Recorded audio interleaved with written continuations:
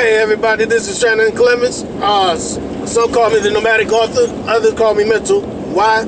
Because I like to think a lot. And what I would like to talk to you about today is not can the shit hit the fan, but let's just say the shit actually hits the fan. I'm a truck driver driving down the road, you know what I'm saying? And basically, I'm thousands of miles away from my home. There ain't no way in hell I'm gonna be able to make it. Like, damn, you see that up there? The light. For some odd reason, the light always stays on. There we go. Now, with that being said, with the light, it finally shut up because I hit that whatchamacallit. What about if the actual EMP was to hit? Let me give you a scenario about what I'm talking about. I'm about to turn this around, so and from here on out, I'm not gonna be off camera, but I'm still talking to you. Now, as you can see, you got the tangent outlets on my left. You got trucks and cars on the other side of the freeway. A few cars and trucks on this side of the freeway as well. They further up ahead. Some parked on the shoulder, and some getting ready to enter the freeway. But all you see is this. Cars whizzing by and everything. Then all of a sudden, everything, all of these vehicles that you see driving, whether it be on the left side coming towards us or on the side that I'm on heading into traffic, everything just starts slowing down and then comes to a halt. Look where you at. There's nothing but trees over here to the right, trees over here to the left. You just passed a little small area where the city is at. Nobody's gonna know exactly what the hell is going on. All you know is that every single one of these vehicles suddenly just stopped. Slowed down to a halt and then stopped. Ain't shit cutting back on. I know a lot of people probably hate people that curse, but guess what? You on a grown-up fucking chopper. Get over it. Kids, you know what I'm saying? Believe it or not, they sneak and watch stuff too. They learn and all that other stuff. I'm not saying teach the kids anything, but they watch anyway. You know, so some people say, why not keep it clean? My show is not for little kids. It's for the adults. And it's not my problem if the little kids just happen to come across my channel and learn a few things. Because they actually save their life sometimes too. And some of the things I say, some of the things I give is real life scenarios, like what I'm about to give you right now. Everything just comes to a slows down and then stops. You hitting the key, ain't shit cutting on.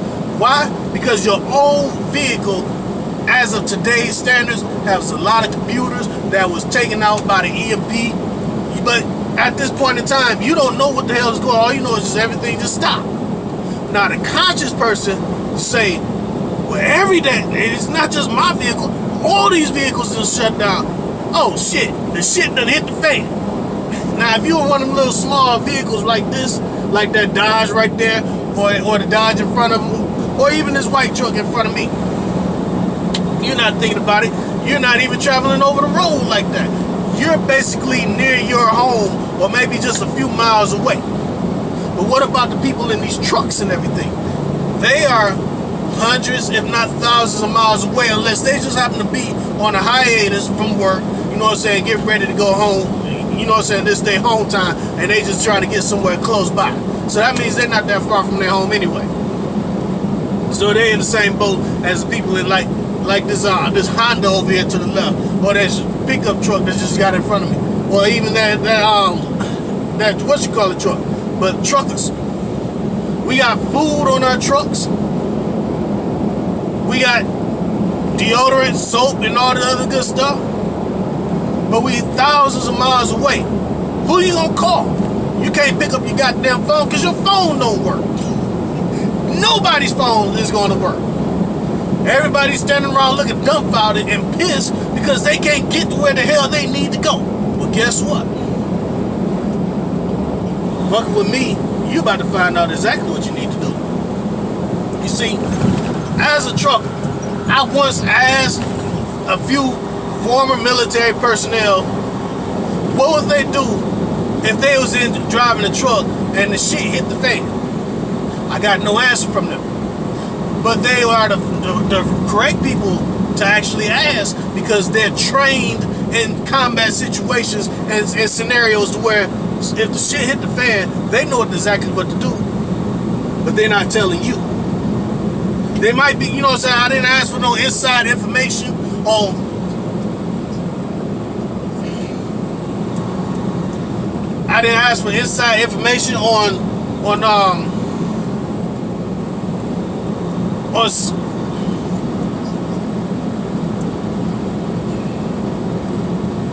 on what's going on with the government and all the other good stuff. I'm not trying to find no inside information. I just asked for purely survival information.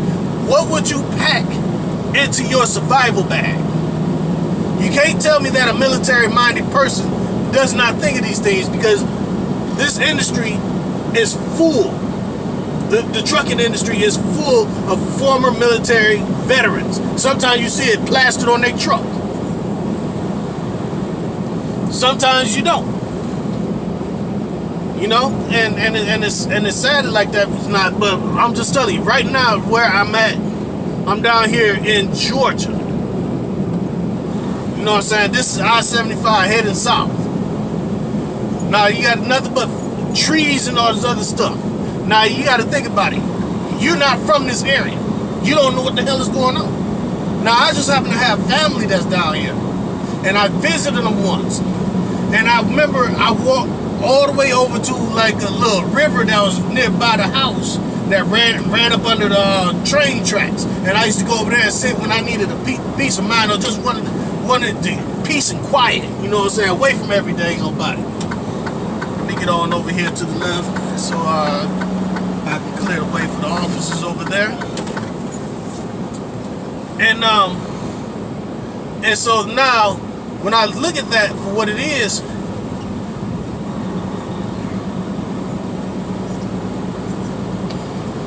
I just happen to remember. Literally, I just happen to remember that I sat down out one day, because I used to go down all the time. I used to watch, it's like a little eagle.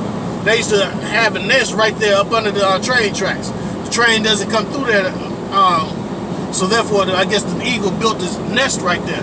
And there's a big giant one, you know, it's come flying off and make a little squeal and all the other stuff. And I used to watch it sometimes. And I said, you know what, I should think about getting me a fishing rod and everything, going fishing. But this is about the shit hit the fan scenario. But I'm just telling you this little bit of information, because it's going to tie into it. I remember I saw this little, I got up one day, I saw some kids. They had some like full foam raft that they made or something like that. And went down into the water, you know what I'm saying, and jumped on top of it. I guess they was playing like Tom Sawyer and Huckleberry Finn. You know what I'm saying? Making a little raft, makeshift raft, so they can travel down the river. So now, what I also remember is that I just happened to look down and I saw a serpent, a snake. It had red ring, black ring, red ring, black wing, red wing, red ring, not wing, ring. You know what I'm saying? These rings, you know what I'm saying, going all the way back. And I looked at it, I just happened to remember, because I used to have wildlife treasury cards from when I was a little kid. And I said, that's a coral snake. Then I remember, coral snakes are highly poisonous. So I told the kids, hey kids, y'all watch out down in that river, because I just seen a coral snake, a poisonous snake, slither on down into the water down there.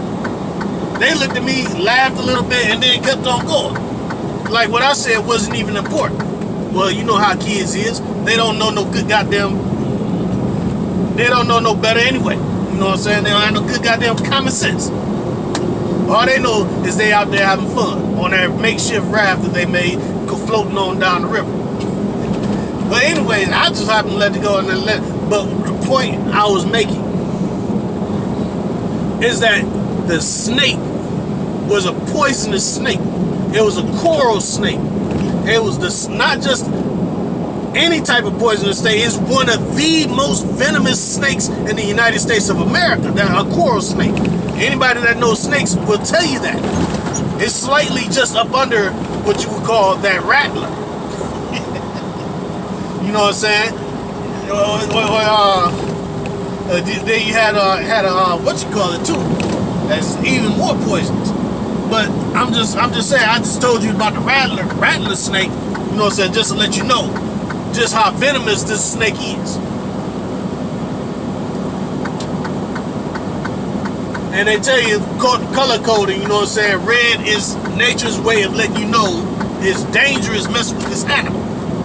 Now, what I was pointing out is the fact you driving down this road. I'm gonna give you the scenario again. You're driving down this road. All these vehicles slow down to a stop. You check your phone ain't working. I got too many people on the left side of me, so I can't get over. You know what I'm saying? So you can't get over. You stop just like this truck is on the side of this, on the shoulder right here. Everybody stopped just like that. Everybody aggravated, pissed. Phone ain't working. Everybody asking what's going on. I don't know what's happening. But you being a conscious person, there's another cop up there. Shit. Maybe way back over again.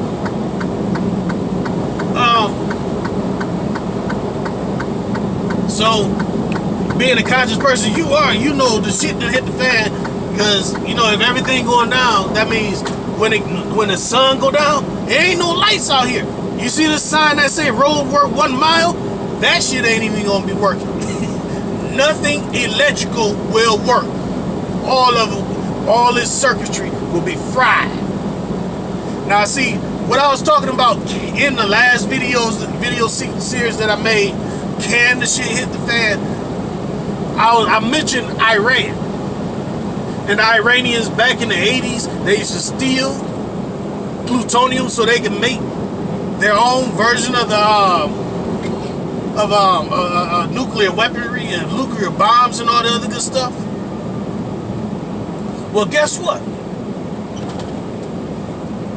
They got. I remember also was talking about how the different groups got what is called sleeper cells here in this country. Well, imagine this. And you know they're living here amongst us in this country. You know what I'm saying? They're underground. You don't know who in the hell he is. You might be friends with one, for all you know. They're not gonna tell you, because their whole sole purpose is to do their job when the time comes. Oh, she was cute.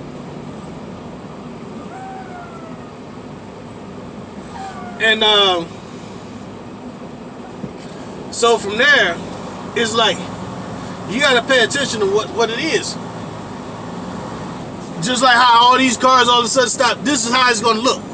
Only you won't see no lights on, no nothing. Ain't shit gonna be working. Ain't none of these vehicles gonna be moving at all. Is everybody getting out the car? Hey, your car work.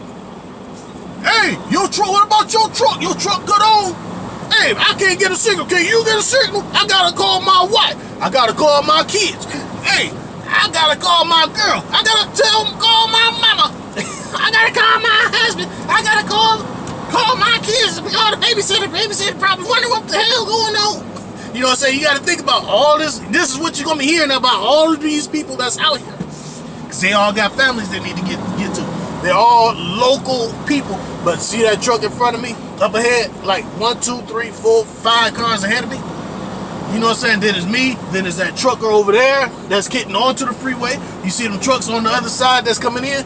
We are from nowhere around here. You see this guy hauling this camper? He's not from around here either. None of that shit is gonna work. Everything gonna stop.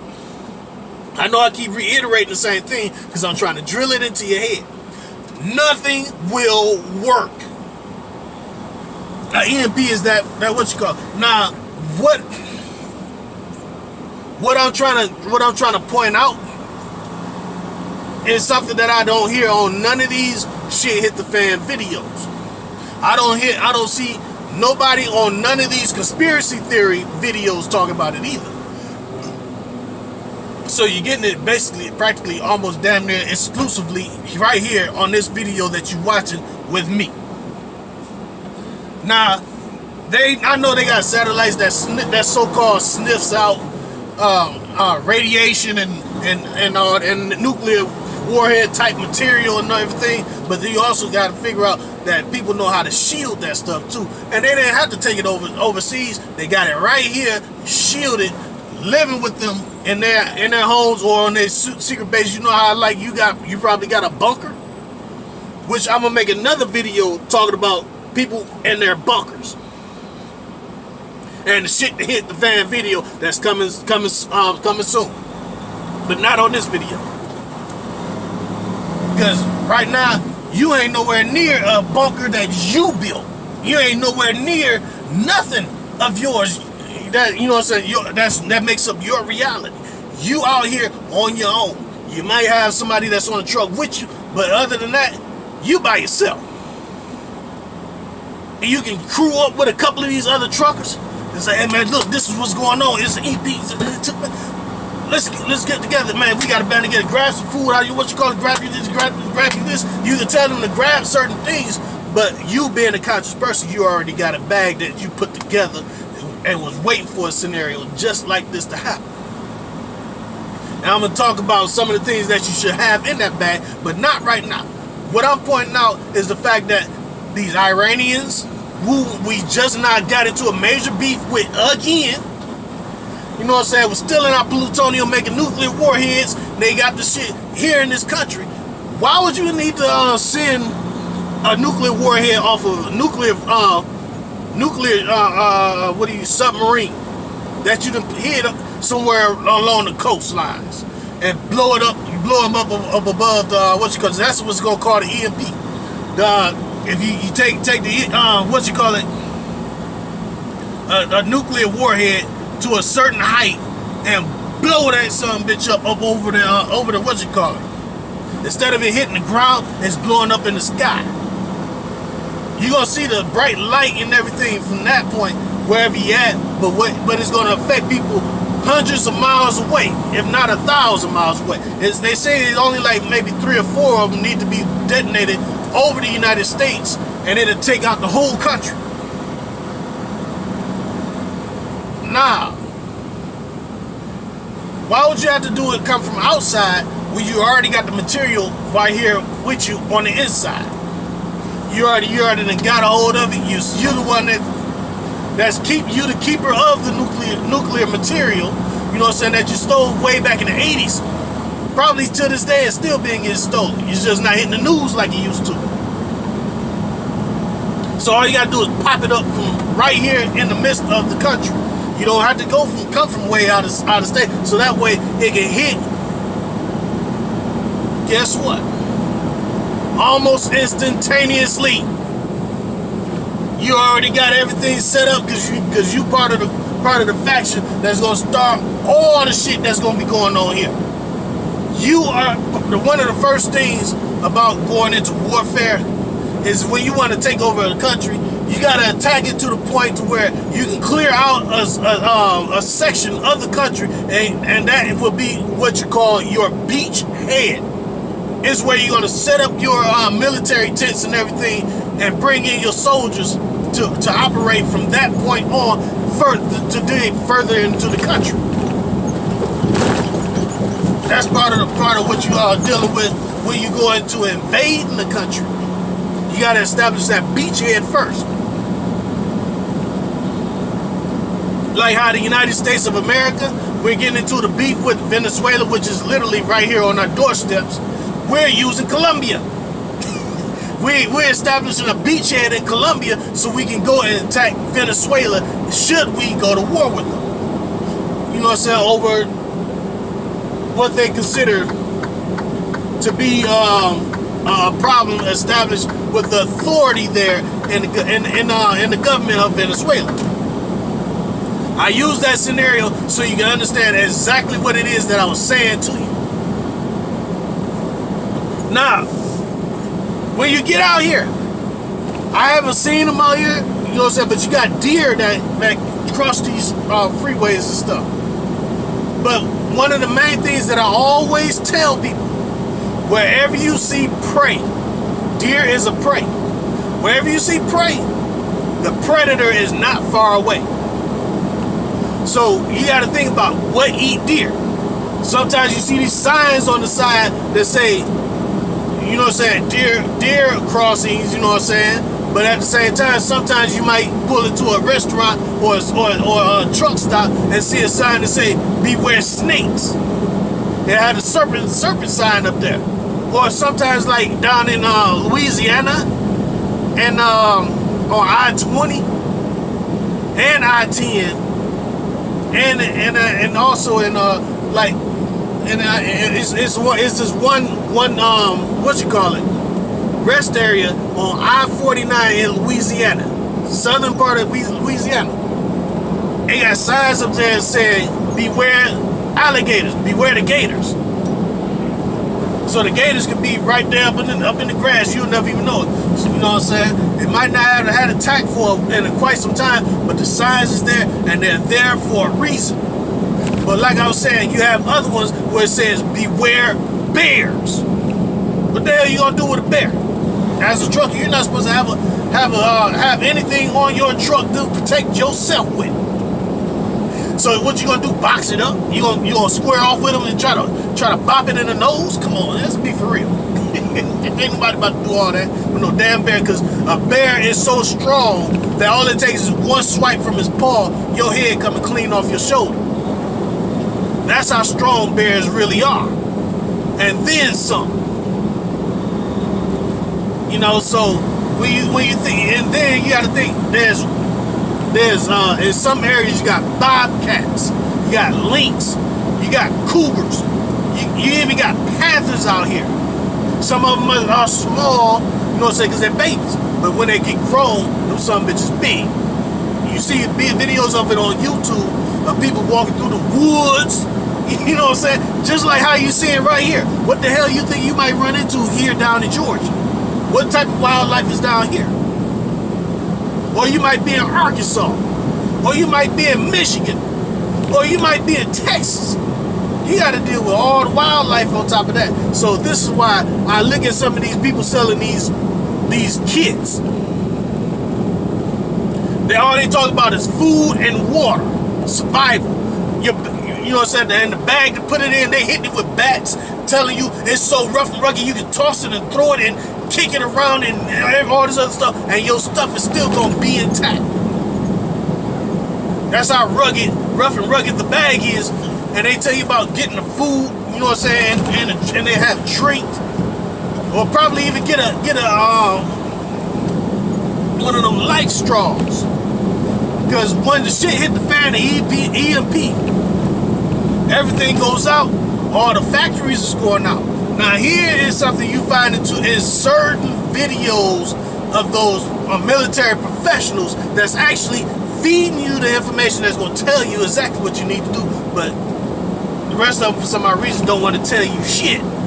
They get closed mouth. They ignore you. You know what I'm saying? And and part of their duty is to actually protect you. Even though they're no longer in the military, so it's not their job anymore, but at the same time, they got the information you need. So what I'm saying is, when I pointed out poisonous snakes, it ain't just the snakes, it's insects. You might go sit down on a hill and thinking it's a hill, it's turn on, it's a red ant hill. Giant ass red ant hill. You know, so you pat yourself trying to knock them off on it, all types of stuff, because you ain't know that they was rolling like that. You know what I'm saying? Then it came, swarmed you and everything. You know what I'm saying? Then you got certain insects that are poisonous too. They bite you, and you buy your, let's say you don't get nobody to roll with you. You roll out on your own. You said screw everything else. You left everything right where it was at, and you took the fuck off. Now what I see a lot of these people with these bug out kits that they selling, that they're not telling you to have, bug repellent. Have something in there for the, because you're going through these, what you call it, you're gonna run into all types of insects, spiders Spiders are poisonous. Some of them, you know what I'm saying, like brown recluses. If it bites you, the venom goes into you and it start eating away your skin. You seeing bare flesh, meat, bear's muscle and shit down up under your skin after it get finished with you. If you get bit by a serpent, who gonna suck the poison out of you? Not everybody is fucking flexible like that to be able to put their leg up and just get sucking on their leg to get the poison out. You know what I'm saying? It might get in a certain area like your ass cheek or something. You know what I'm saying? So that's where you got this. They sell it in Walmart. It only costs you about 15, 20 bucks. I went and bought one. It's called a venom extractor. Sorry, I'm driving right now, so I can't just up and just show it to you on the camera. But it's called a venom extractor. You find it in the sporting goods section. Only costs you about 15, 20 bucks. But you don't see nobody offering that in none of their bug out kits. All they think about is you eating and you drinking. And they call that survival. All these plants, not these plants like on the side of the road. I'm talking about the waste plants and all the other stuff, the water plants and water treatment and all these Coca-Cola companies and all the other stuff. All the harsh chemicals that they use in their products is gonna drain right on out down into the rivers and everything. It's a lot of them, you know what I'm saying, a lot of their pipes is tied into the river system. You know what I'm saying? It goes right on down over into you got a sewer system, you got but it's gonna go right down into that and it's gonna clear out in the river. None of this water is gonna be fresh anymore. None of it. You can't even swim through it because it's gonna have all that poison in it and you can die from the poison that's in it. It might not be instantaneous, but it sure gonna eat you away, tear you up, get sick, and you can die from it. All the poisonous chemicals and stuff go right into the waterway. None of this water will be any good anymore. That's the reason why they got what they call life straws.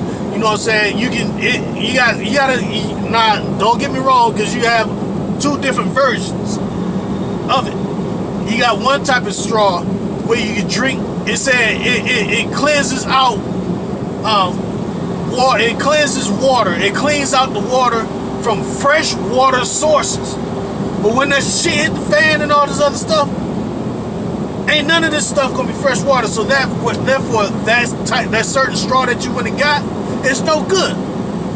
You're gonna be drinking the thing and it's clear, but it still got all that lead. It got all the other chemicals and everything. It could not filter out because it wasn't built to filter out.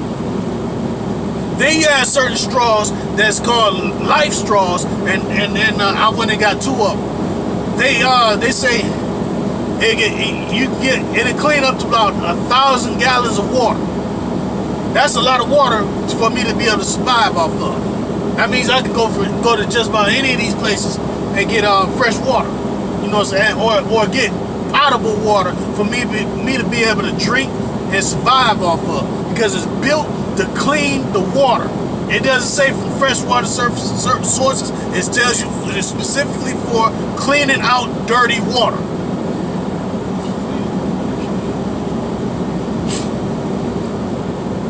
And then you got other places where you can actually get water from that people don't, you know what I'm saying, don't know about, or you have to know people. These trees, they have water going through them all the time. They show you how to tap the tree and collect fresh water up out of it. But you're going to have to bruise the tree a little bit. You're going to have to take some sticks, you know what I'm saying? Take some sticks, chop it off and make a point to where it'll have that little drip edge, and then you got to dig a little into it.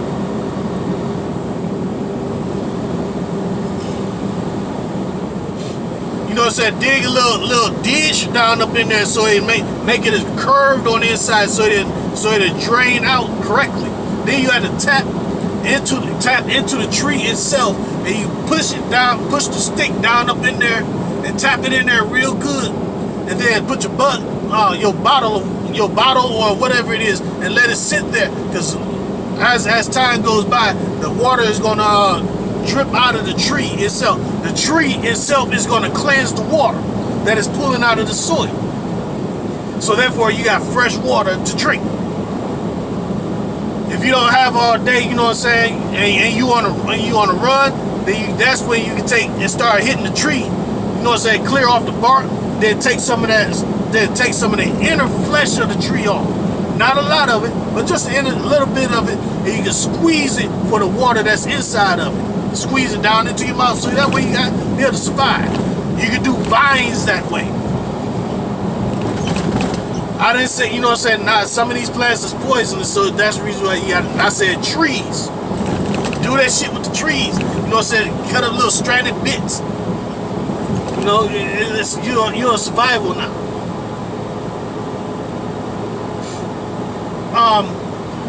So now you got a way of getting water. Food. You're gonna have to have something to be able to fish with. You got a fish line.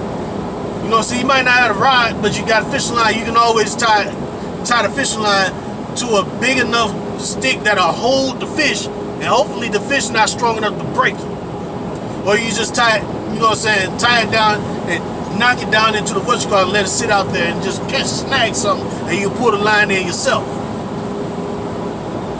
by hand instead of you having a rod and reel to go along with it. You know, it's all about limiting the amount of things that you carry, because you're not gonna be carrying 100 pounds worth of shit and think you're gonna get away. Because what if the motherfucking enemy just happen to come through, chopping everything down? You know what I'm saying? What you gonna do? You running with 100 pounds on your back, or you got a nice little bag that's a good survival stack? Then you know what I'm saying, that you can get away with. Run on down through the woods and trees and everything. Which brings me to another situation. Rain gear.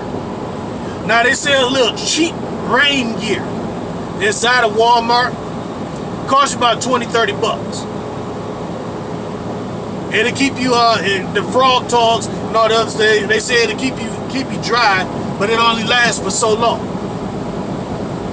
Or you can go ahead and invest in a good one with the Gore-Tex and everything. Cost you about $200 or $300 for the pants and the jacket.